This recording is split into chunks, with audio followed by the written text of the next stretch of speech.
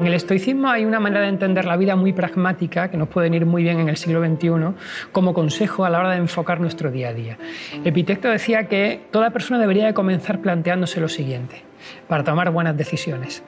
¿Qué cosas dependen de mí en la vida y qué cosas no dependen de mí en la vida? Entonces, cosas que dependen de mí en la vida y a las que le tengo que prestar toda la atención posible y tengo que mejorar en ellas mi toma de decisiones.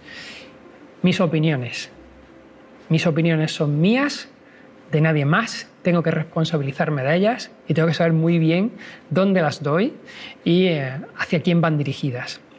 Esto es fundamental en el siglo XXI cuando las redes sociales, la velocidad de transmisión del mensaje o de la indignación está por encima del análisis reflexivo. Entonces, la primera cosa que te dice Epicteto es: tus opiniones son tuyas, cuídalas, ¿no? Segundo, tus aspiraciones. ¿A qué aspiras en la vida? Es algo que tienes que decidir tú, y tienes que decidirlo tú desde tus circunstancias y en tus contextos. ¿Cuál es el problema? Que al final las aspiraciones vengan desde fuera y tengas que importarlas. Cuando tú importas una aspiración a nivel personal o profesional, estás poniendo en manos de alguien externo lo que quieras hacer en la vida. Y eso te puede causar una gran insatisfacción. También dice Epicteto, sé consciente de tus limitaciones. Son tus limitaciones, por lo tanto, acéptalas como vienen, pero primero conócelas. Es decir, que no te vengan impuestas desde fuera, sino que seas tú el que seas capaz de manejar esas tus limitaciones. Y por contra, cosas que no dependen de ti y a las que no le deberías de prestar tanta atención o no te deberían de afectar tanto desde el principio, las opiniones de los demás. Es decir, los demás van a opinar constantemente de nosotros. Dice, bueno, intenta darle la medida oportuna a cada opinión. Yo en esto siempre añado, ¿no? Las personas que quieres y las que percibes que te quieren, sus opiniones son muy positivas para ti porque en realidad son personas que tienen aprecio, ¿no? Pero el resto de opiniones, y en esto las redes sociales están a la orden del día, pueden hacerte mucho daño, tanto positiva como negativamente. Y esto es algo que me gusta destacar cuando intento educar a nuestros chavales en el uso de las nuevas tecnologías. Si te vienes muy arriba cuando recibes muchos likes, si le das mucha importancia cuando las redes sociales te están encumbrando, a la primera crítica que venga también le darás importancia. Segunda cosa que no depende de ti, dice Epicteto, los afectos de los demás. Es decir, no puedes empeñarte en que te quieran ni en que gustes a todo el mundo.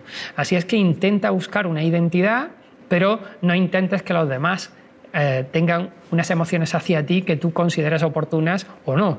Y la tercera cosa, que creo que también es fundamental, que una persona tiene que tener en cuenta que no depende de ella, son los logros de los demás.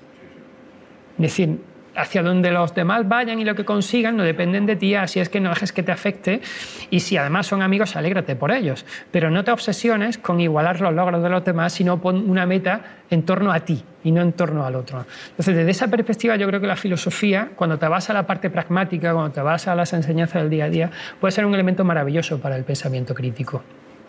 Y en esta línea de ejemplo de pensamiento crítico, hay uno muy interesante que en el siglo XXI creo que debería de ser casi obligatorio en las escuelas de periodismo, pero también a nivel educativo en secundaria, y es que el pensamiento crítico tendría que funcionar a la hora de entender los titulares de prensa que se suelen dar o los titulares de las noticias que en algunas ocasiones impactan esa parte emocional. Y es que el vuelco hacia el lado emocional que está surgiendo en los medios de comunicación es tan potente que está anulándose la capacidad primaria de razonamiento que deberíamos de tener nosotros.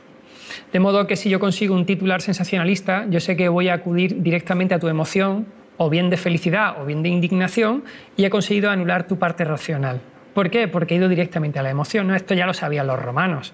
Cuando en el año 80 el emperador Tito inaugura el Coliseo, lo hace porque, en primer lugar, consigue acabar la obra, ¿vale? Pero lo hace porque en el 79 había estallado el Vesubio y se había llevado por delante Pompeya y el Culano, y en el 80 un incendio asola un tercio de Roma, y encima una plaga, creemos que era la peste, se carga la otra parte. Entonces Tito ve que su reinado estaba a punto de claudicar y decide inaugurar el Coliseo, acelera la finalización del mismo y lo inaugura.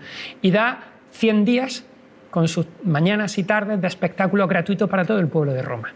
Y todos los días en los sótanos del Coliseo se hacían 1000 hogazas de pan y se repartían en los descansos a todo el público. A partir de ahí, cuando terminaron los espectáculos, el reinado de Tito permaneció sin ningún problema porque sabía que se había ganado al público a base de dos cosas muy sencillas, que es pan y circo, ¿no? Bueno, pues en el siglo XXI el pensamiento crítico tiene que estar teledirigido para darnos cuenta de que si no utilizamos esa capacidad de análisis de la realidad, al final se impone el circo y estás constantemente en una dinámica de entretenimiento que hace que no estés atento a lo que realmente hay de fondo. De ahí mi insistencia, ¿no?, mucho en que intentemos educar a la gente desde una perspectiva con un foco de apertura ancha, porque si olvidamos el contexto, al final, cuando descontextualizas, estás olvidando la verdad y la realidad.